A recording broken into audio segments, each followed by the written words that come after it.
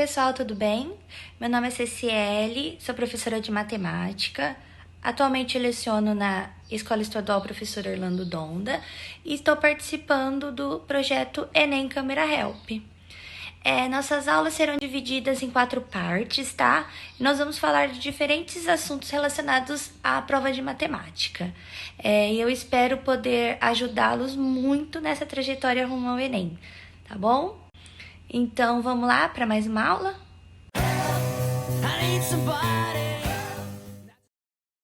Oi, pessoal, tudo bem? Então, vamos lá, vamos para a nossa aula 1 de matemática. Nessa aula 1, eu vou falar um pouquinho sobre a estrutura da prova, tá? Sobre a teoria de resposta ao item e sobre o tema, um dos principais temas da nossa prova no Enem de matemática, que é razão e proporção, ok?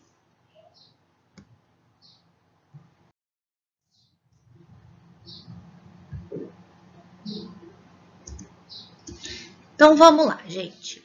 A prova de matemática, ela vai ser realizada provavelmente, né, se não acontecer nenhuma mudança até lá, no dia 24 de janeiro de 2021, que é o segundo dia de prova, né? Como todos vocês já devem saber, o Enem ele é feito agora em 2 domingos e a prova de matemática ela ficou definida no segundo domingo, ok? Que provavelmente será dia 24 de janeiro. A prova de matemática, ela apresenta 45 questões, ok? E todas essas questões, elas são contextualizadas. Elas nunca vão estar assim jogadas. Calcule a porcentagem, encontre a área. Não, sempre vai ter um texto numa situação real, numa situação cotidiana, para ser aplicado um cálculo ali, ok? E ela é dividida em 3 níveis: fácil, médio e difícil, tá? Que isso daí é o que mais vai importar na hora do cálculo da sua nota, tá bom?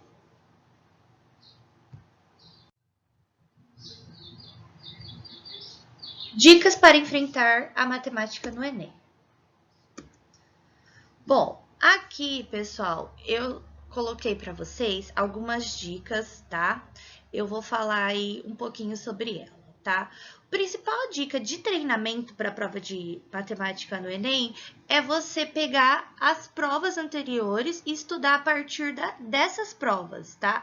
Se o seu foco é uma boa nota no Enem, você vai imprimir todas as provas de anos anteriores. Não precisa ir muito lá atrás, não. Vamos igual a gente vai fazer agora em 2020, 2021, vamos pegar 2016 para cá, porque a prova do Enem, ela segue um padrão, ela não muda muito, certo? Outra dica, na prova do Enem não exige que você decore fórmulas, tá? Poucas vezes o Enem, ele exigiu uma fórmula decorada. Então, assim, se você tem dificuldade, tem algum problema em decorar fórmulas, não precisa se preocupar quanto a isso para a prova do Enem, ok? Fique atento muito mais ao raciocínio lógico e à resolução de prática de problemas. Então, você vai, assim, ter que focar muito mais nas técnicas de elaboração de exercícios de problema do que em fórmulas de matemática, certo? Eu vou falar sobre as questões mais fáceis depois. Você tem sempre que focar no último parágrafo, porque as questões elas vão ter sempre aquele texto no começo, que é a parte contextualizada.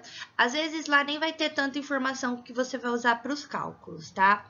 Aí você foca no último parágrafo, que lá vai ter o comando, e vai destacando. Destaca tudo, destaca todos os valores, destaca os verbos, porque na matemática os verbos são muito importantes, né?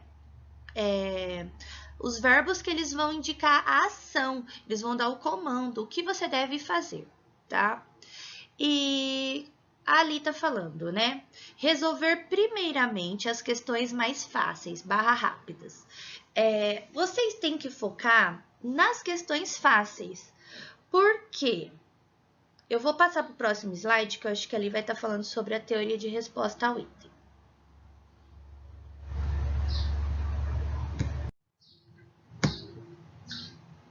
Pessoal, quanto à teoria de resposta ao item, tá? O que é isso, certo? O número de acertos nas provas objetivas não corresponde à nota que o estudante terá no Enem. Então, das 45 questões de matemática, sua nota ela não vai ser de acordo... Se você acertou 15, sua nota não vai ser de acordo com o número de acertos, tá? O que vai acontecer? A pontuação varia conforme o nível de dificuldade da pergunta.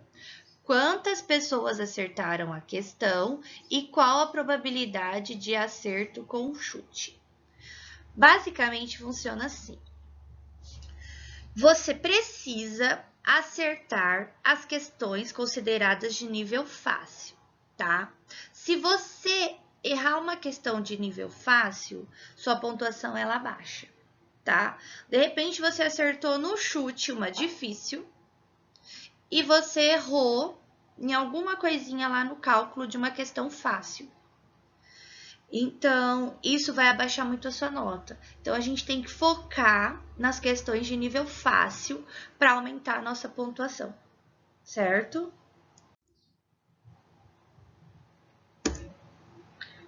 Bom, vamos então para o primeiro tema, a aula 1, que é razão e proporção. Uma coisinha anteriormente a isso que eu queria falar. Os temas mais recorrentes em matemática no Enem, eles são temas basicamente de 9º ano e 1º ano do ensino médio, tá? Então, assim, a gente não vai ficar preocupados com, assim, questões muito elaboradas de 3º ano de ensino médio, tá? Que já é uma matemática mais complexa. O Enem, ele foca mais em conteúdos de 9º e 1º ano, tá? Para vocês verem aqui, nós vamos agora começar com o tema que é mais recorrente, que é razão e proporção, ok? Quando a gente fala em razão e proporção, do que a gente está falando originalmente? Primeiro, grandezas, né? Grandezas direta e inversamente proporcionais. A gente está falando de regra de 3, a amada regra de 3. E a gente também está falando de escalas, certo? Esses 3 tópicos aí são os que vão aparecer demais na prova do Enem.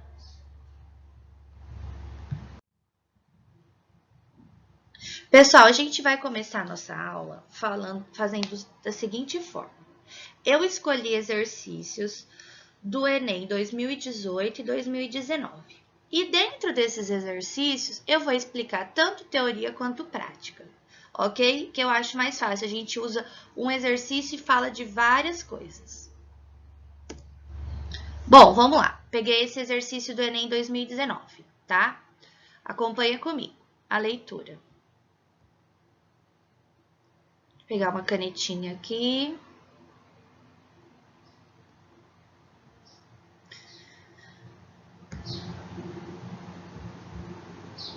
Vamos lá, gente. Os exercícios físicos são recomendados para o bom funcionamento do organismo, pois aceleram o metabolismo e, em consequência, elevam o consumo de calorias. No gráfico estão registrados os valores calóricos em quilocalorias, gastos em 5 diferentes atividades físicas em função do tempo dedicado às atividades, contado em minutos. Temos aí o gráfico, ok? Aí, vamos lá. Vamos para a pergunta. Qual dessas atividades físicas proporciona o maior consumo de quilocalorias por minuto? Bom, primeiramente, vamos destacar aqui o que para nós é mais importante, tá? A gente vai ter que descobrir, então, qual dessas atividades proporciona o maior consumo de quilocalorias por minuto. Então, a gente já tem aí uma razão. Qual seria essa razão? Quilocalorias por minuto. Vamos para o próximo slide, que lá a gente vai ver a resolução, ok? Bom, eu coloquei aqui o gráfico novamente para a gente poder analisar. Primeira coisa, a pergunta: qual dessas atividades físicas proporciona o maior consumo de quilocalorias por minuto? Então, a razão é essa: quilocalorias por minuto, ok? Quando a gente fala razão, a gente tem que lembrar que a razão, ela é sempre uma fração. E toda fração, ela é o quê? Ela é uma divisão, tá? Um número por, esse por, ele a gente vai lembrar do traço da fração, tá? Então, quilocalorias vai estar em cima da fração, o numerador. Por o traço da fração. Embaixo, minuto, no denominador, ok? Então, vamos lá. A gente vai ter que fazer o cálculo de todas as atividades físicas, nós temos 5, para ver qual proporciona o maior consumo, certo? E da onde nós vamos tirar esses números? Do gráfico que foi dado, certo? Bom, então vamos lá, vamos começar. A atividade física 1, olha aqui, pessoal, acompanha aqui comigo, ó. Quilocaloria está aqui verticalmente, ó. Os dados estão aqui no gráfico verticalmente. O tempo horizontalmente. Então, para atividade física 1, nós vamos pegar, ó, vamos fazer aqui uma relação. 1 tá aqui, certo? Então, nós vamos pegar o 20 no quilocalorias por 10. Ó, 20 por 10. 20 dividido por 10 deu 2. Então, esse 2 vai ser o nosso referencial, ok? Vamos para o próximo. A atividade física 2. Ó, vou pôr de outra cor aqui. A 2 tá aqui, certo? Então, a gente pegou o 100 com o 15. Ó, tá aqui. 100 dividido por 15 vai dar 6,6666, uma dízima periódica, né? Então, quer dizer, a 1 já não é a nossa alternativa correta. Pode ser a 2, mas a 1 com certeza não é, certo? O 3, vamos pegar outra corzinha aqui. O 3 tá aqui, certo? Então, eu peguei o 120 dividido por 20, ok? Olha aqui, 120 dividido por 20, deu 6. Então, ó, a 1 não é nem a 3, pode ser a 2. Vamos para a 4, vamos pegar outra corzinha aqui, um azul. O 4 tá aqui. Então, a gente vai pegar o 100 novamente, 100 por 25, tá? 100 por 25, 100 dividido por 25 vai dar 4. Continua sendo a alternativa B, número 2, né? Atividade física 2. Mas vamos confirmar o 5. Vou pegar aqui esse vermelhinho, esse laranja. 5 tá aqui, então vai ser 80 por 30. 80 por 30, 2,6. Isso significa que a alternativa correta é a B, onde está lá o número 2. Gente, essa era a questão, uma questão muito simples, certo? Mas tinha uma pegadinha aí. Eu não sei se vocês perceberam. Se o aluno ele não percebeu que eu tinha que fazer um cálculo da razão dos quilocalorias por minuto, a chance dele assinalar a alternativa C, que é a atividade física 3, ela era muito grande. Por quê? Se o aluno ele fosse olhar só aqui no gráfico, ó, deixa eu apagar para vocês visualizarem melhor. Se ele fosse observar só pelo gráfico, ele poderia cair na pegadinha. Por quê? A pegadinha era aqui, ó. A mais alta aqui é o ponto 3 nesse gráfico. Então, se o aluno ele não percebesse que tinha esse cálculo para ser feito da razão, ele ia pensar, é só uma análise de gráfico. Ele ia bater o olho aqui na 3 e ia assinalar. Ele ia errar uma questão fácil. E o ponto dele ia despencar, tá? Então, a gente precisa prestar, assim, muita atenção nessa questão de nível fácil para não cair a nossa pontuação, tá bom? Então, esse exercício de razão e proporção, muito simples, porém com pegadinha por causa do gráfico. Beleza? Vamos para a próxima. Outra questão do Enem de 2019, tá? Essa questão, pessoal, ela não era considerada nível fácil, ela era considerada nível médio, ok? Mas vocês vão perceber que ela dava para resolver tranquilamente. Vamos lá. 3 sócios resolveram fundar uma fábrica. O investimento inicial foi de R$1 milhão. E, independentemente do valor que cada um investiu nesse primeiro momento, resolveram considerar que cada um deles contribuiu com 1/3 do investimento inicial. Algum tempo depois, um quarto sócio entrou para a sociedade e os 4 juntos investiram mais R$800 mil na fábrica. Cada um deles contribuiu com 1/4 deste valor. Quando venderam a fábrica, nenhum outro investimento havia sido feito. Os sócios decidiram, então, dividir o montante de R$1.800.000 obtido com a venda de modo proporcional à quantia total investida por cada sócio. Quais os valores mais próximos em porcentagem correspondentes às parcelas financeiras que cada um dos 3 sócios iniciais e o quarto sócio, respectivamente, receberam?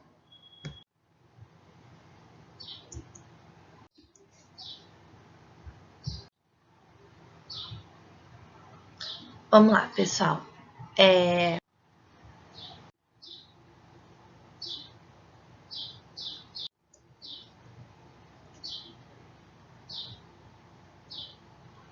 Aí nós temos as alternativas, né?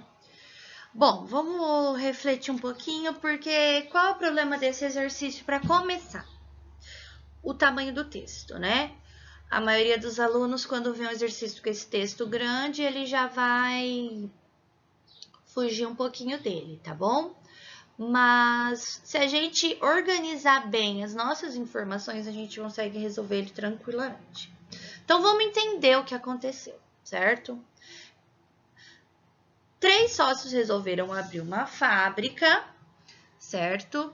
E eles 3 juntos investiram R$1 milhão.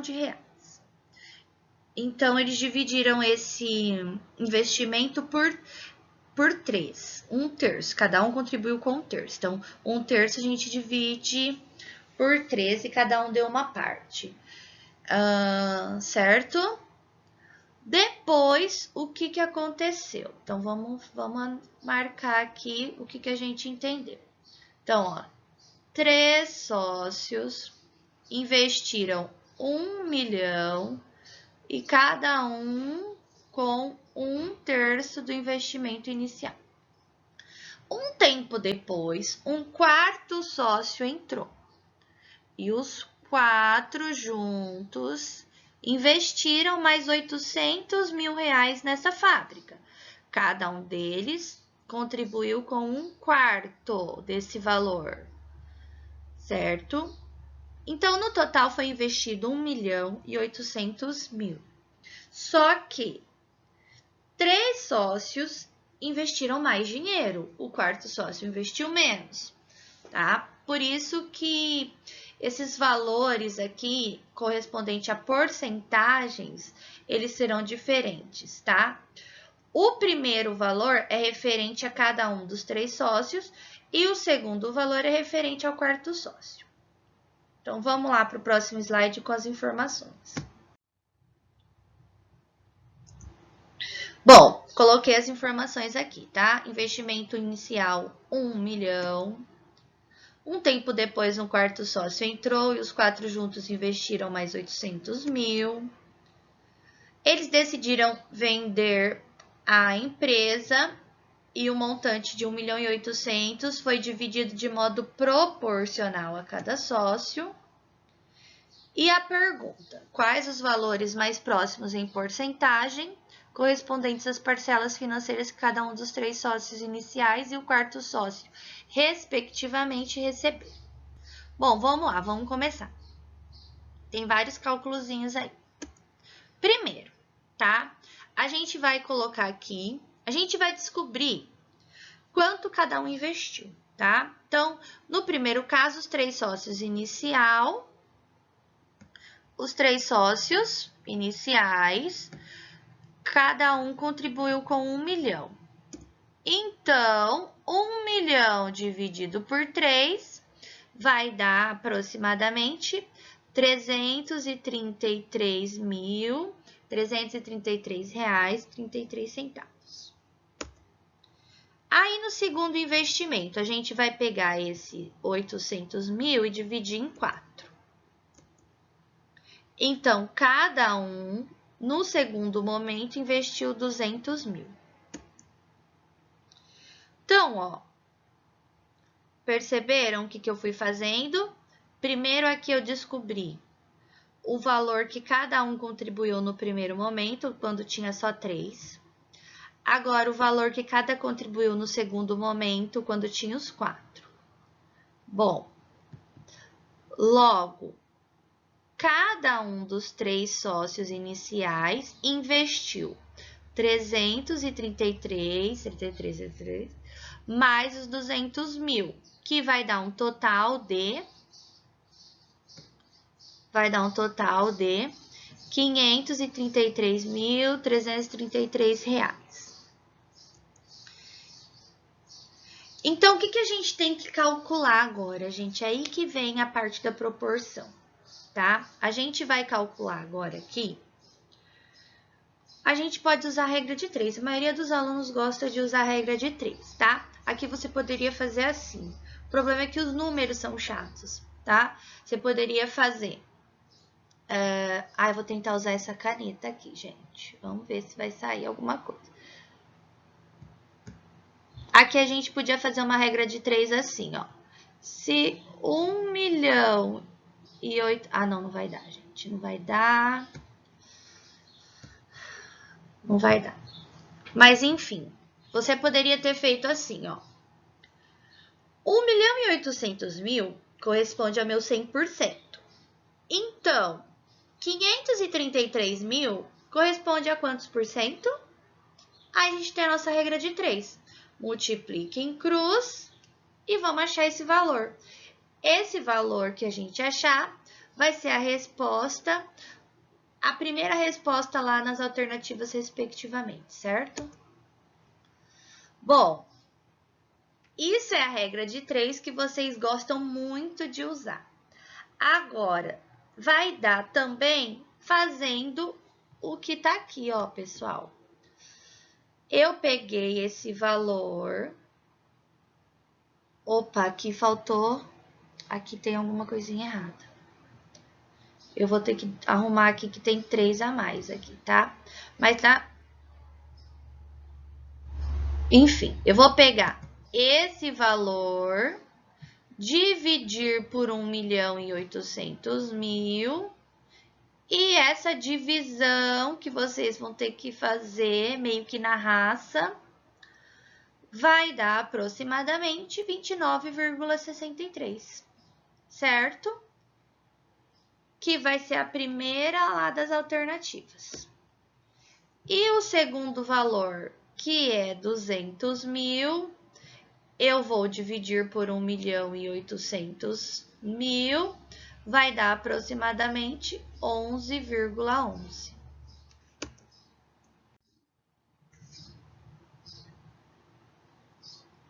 Vamos lá, gente, para a próxima questão. Esse é um exercício, tá, de escala do Enem 2018, certo? O mapa é a representação reduzida e simplificada de uma localidade. Essa redução, que é feita com o uso de uma escala, mantém a proporção do espaço representado em relação ao espaço real. Gente, escala aparece bastante em Enem, né? Nas provas de matemática do Enem. Então, aí qual é a escala? A escala, nesse caso, é 1 por 58, ó, para quem tem dificuldade em ler números. Milhões. Então, 1 por 58 milhões, certo? Temos aí o desenho do mapa. Aí a gente tem mais uma informação. Considere que nesse mapa, o segmento de reta que liga o navio à marca do tesouro, ó, navio, a marca do tesouro, ele meça 7,6 centímetros. A medida real em quilômetro desse segmento de reta é... Temos aí as alternativas, lembrando que essas alternativas estão em quilômetro. E o nosso mapa aqui está em centímetro. Se eu pegasse esse número aqui e multiplicasse por 58 milhões, eu ia ter a resposta em centímetro, tá? Então, vamos ver o que a gente vai ter que fazer de transformação, porque eu não quero a resposta em centímetro, eu quero a resposta em quilômetro. Colocando aqui as informações, eu coloquei a escala, 1 em 58 milhões. O segmento de reta lá no mapa, ele mede 7,6 centímetros. E qual é essa medida real em quilômetros? Bom, gente, primeira coisa, tá? Da escala fornecida, tem-se que 1 centímetro na figura equivale no espaço real a 58 milhões de centímetros. Foi o que eu falei no slide anterior. Se eu fosse multiplicar 7,6 centímetros por 58 milhões, a gente vai ficar em centímetro. Só que a gente precisa dar a nossa resposta em quilômetro. Ia ficar um número muito grande. Então, o melhor de tudo é já, nesse momento, a gente transformar esses 58 milhões de centímetros em quilômetros, tá? E como eu sei que eu tenho que 58 milhões de centímetros vai ser a mesma coisa que 580 quilômetros. Lembra daquelas tabelinhas que vocês trabalharam bastante no ensino fundamental de transformação de medidas? Ó, vou colocar ela aqui para vocês, certo? Então, funciona assim. O nosso sistema de medida, a unidade dele oficial é o metro, ó. A gente tem o metro aqui. Aí, daqui para cá, são as maiores que o metro. Do metro para cá, são as menores que o metro, ok? Deixa eu apagar agora aqui. Enfim, só para relembrar com vocês, tá? A gente tem o quilômetro, o hectômetro, o decâmetro, metro, decímetro, centímetro e milímetro. Nesta ordem, de uma casinha para outra, daqui para cá, ó, vai aumentando 10. Vai aumentando 10. E daqui para cá, vai diminuindo 10, certo? Sendo assim, a gente tá aqui, ó, centímetro para quilômetro. Então, se eu vou de centímetro para quilômetro, eu vou diminuir, ó. Eu vou diminuir 1, 2, 3, 4, 5. Então, eu tiro desse número bem grandão 5 zeros. Ó, aqui eu tirei 3, aqui eu tirei mais 2, sobrou quanto? 580. Para mim, gente, esse é o melhor jeito de fazer essa transformação. Às vezes, porque vocês têm essa facilidade de usar a tabelinha, beleza, tá? Porque decorar assim valor fica um pouco mais difícil, tá? Então, na hora, você dá uma riscadinha lá, faz uma tabelinha rapidinha e conta as casinhas e corta, tá bom? Então, resumindo, 580 quilômetros é a mesma coisa que 58 milhões de centímetros. Então, vai ficar muito simples a nossa conta. A nossa conta vai ficar apenas 7,6 vezes 580. Aqui, ó, 7,6 vezes 580. E a resposta vai ser 4.408 quilômetros. A alternativa correta é a alternativa A. Vamos para o próximo?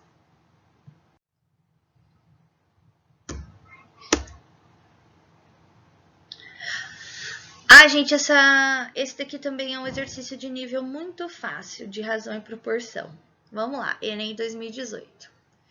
Em um aeroporto, os passageiros devem submeter suas bagagens a uma das 5 máquinas de raio-x disponíveis ao adentrarem a sala de embarque.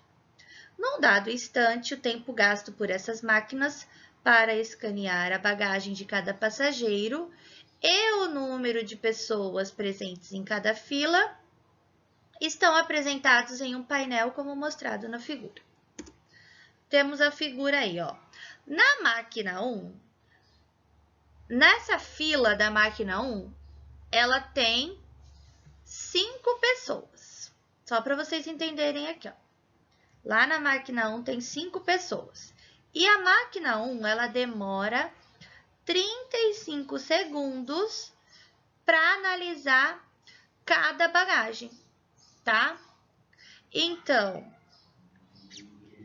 na máquina 2 tem 6 pessoas, só que ela demora 25 segundos. Ok? Vocês entenderam? Vamos para a próxima. Um passageiro, ao chegar à sala de embarque desse aeroporto, no instante indicado, visando esperar o menor tempo possível, deverá se dirigir a qual máquina? A 1, a 2, a 3, a 4 ou a 5? Bom, ele pode apenas olhar aqui, ó. Deixa eu apagar. Ele pode só olhar no tempo? Se ele só olhar no tempo, será que ele vai estar fazendo a coisa certa? Se ele olhar só aqui no tempo, ó, ele vai aqui na máquina 5. Concorda? Porque aqui na máquina 5, ó, demora 20 segundos. Só que na máquina 5 tem 8 pessoas na frente dele. Então, o que a gente vai ter que fazer? Fazer um cálculo direto do tempo que ele vai ficar esperando em cada máquina. É muito simples, não é mesmo? Olha lá. Então, as informações, tempo gasto por essas máquinas para escanear a bagagem de cada passageiro e o número de quantas pessoas estão em cada fila. Então, na máquina 1, 35 segundos, 5 pessoas. Então, se ele ficar na fila da máquina 1, ele vai esperar 175 segundos. Se ele ficar na fila da máquina 2, 25 segundos, 6 pessoas, ele vai esperar 150 segundos. Se ele ficar na fila da máquina 3, 22 segundos, só que tem 7 pessoas, 154 segundos. Máquina 4, 40 segundos, só que só tem 4 pessoas, 160 segundos.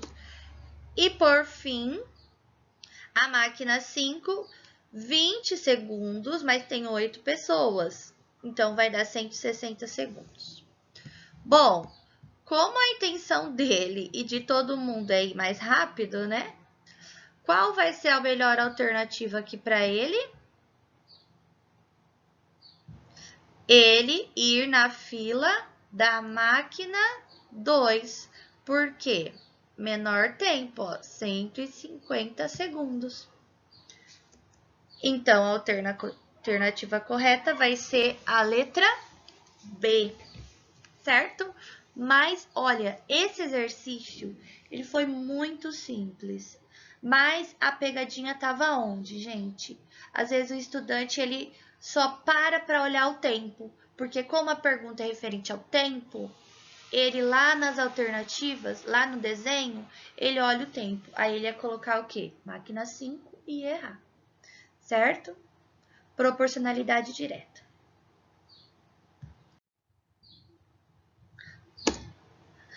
Próxima questão.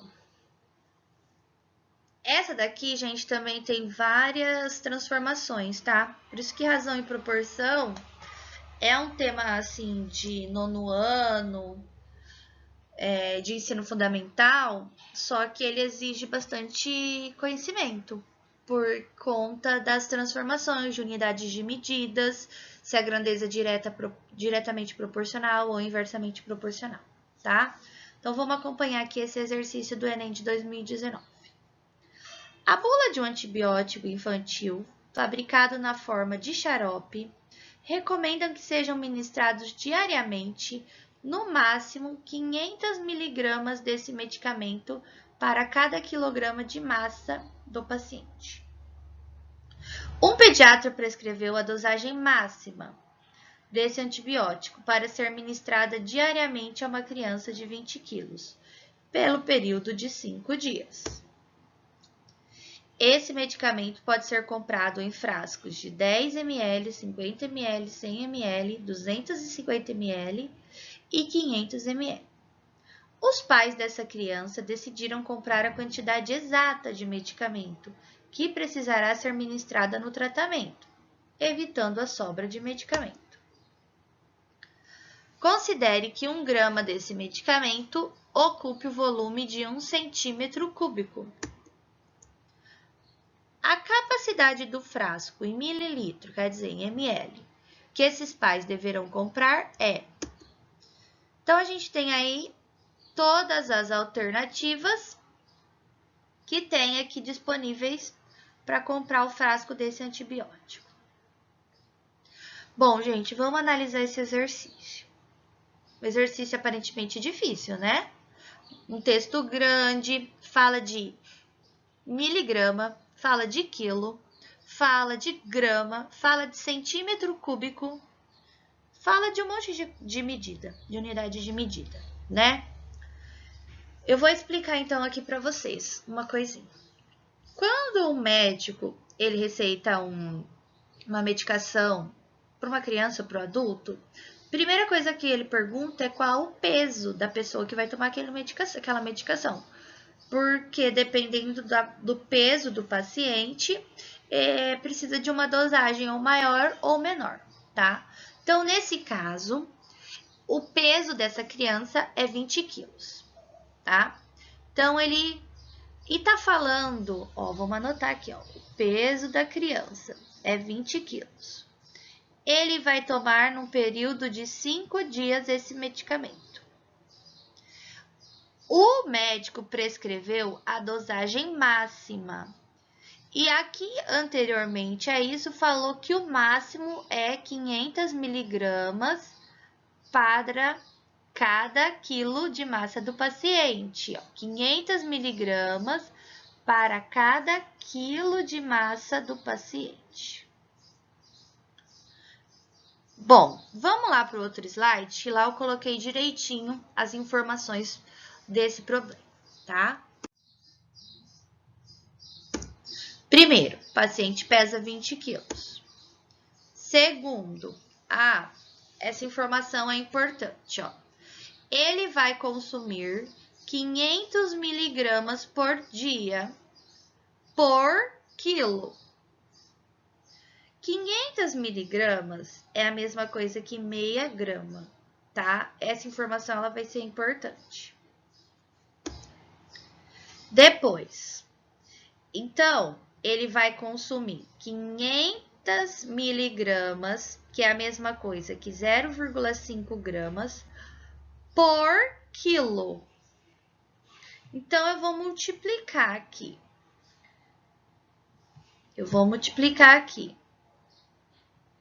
0,5 por 20. Vai dar 10 gramas. Essa é a quantidade de medicamento que ele vai tomar por dia. São cálculos simples, um mais simples que o outro, só que a gente tem que seguir um raciocínio, tá? Então, o paciente pesa 20 quilos. Ele vai consumir 500 miligramas por dia por quilo, certo? O que são 500 miligramas? Meia grama, certo? Então, por dia, ele vai consumir 10 gramas de medicamento. Próximo passo. Quantos dias ele vai tomar esse medicamento? Por 5 dias. Então, ó, por 5 dias, 10 gramas. Então, no total, ele vai consumir. O total do tratamento dele é 5 dias. Então, por dia, 10 gramas. 5 dias, 50 gramas. 5 dias, 50 gramas. A gente trouxe aqui para vocês algumas conversões de medidas, tá? Porque ele falou lá, ele citou, né, lá no outro slide sobre isso. Então, 1 metro cúbico corresponde à capacidade de 1000 litros. Aí eu tô voltando, né? Um decímetro cúbico corresponde à capacidade de 1 litro. Gente, só para ver se vocês entendem, ó, vou tentar fazer um desenho aqui para vocês.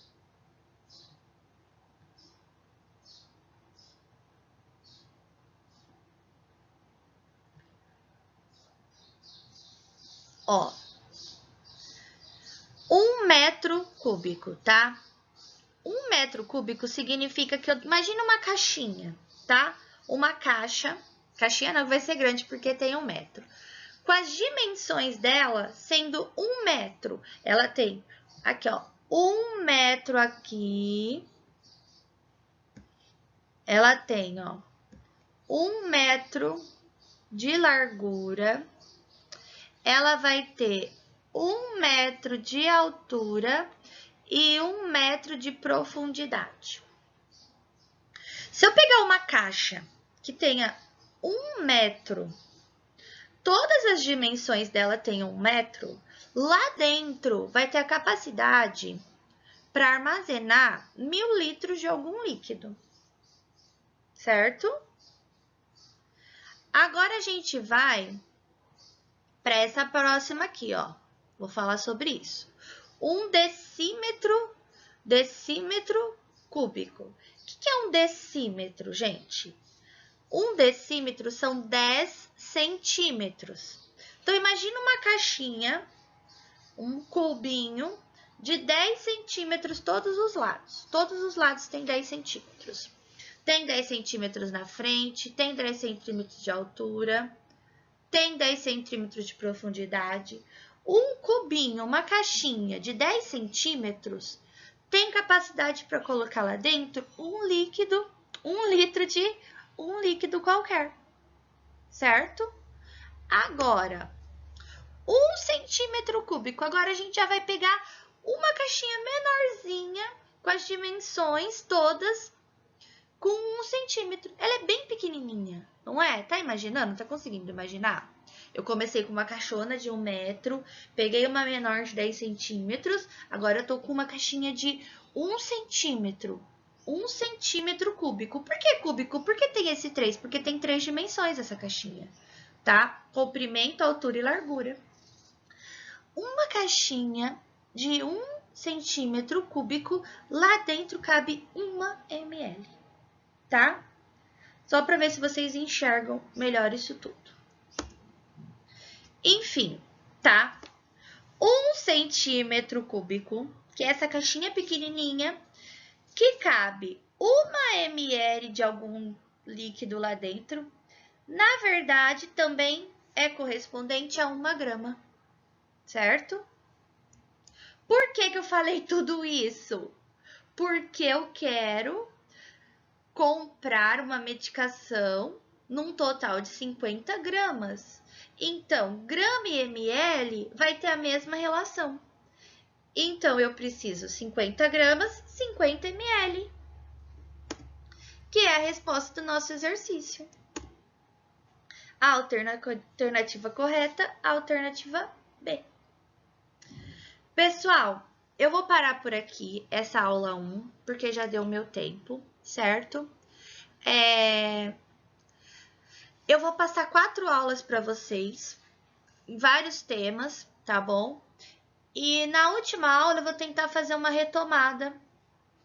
E aí eu falo mais um pouquinho para vocês sobre razão e proporção, ok? Bom, qualquer coisa vocês podem entrar em contato comigo pelo Facebook. Meu Facebook é CCL Martins.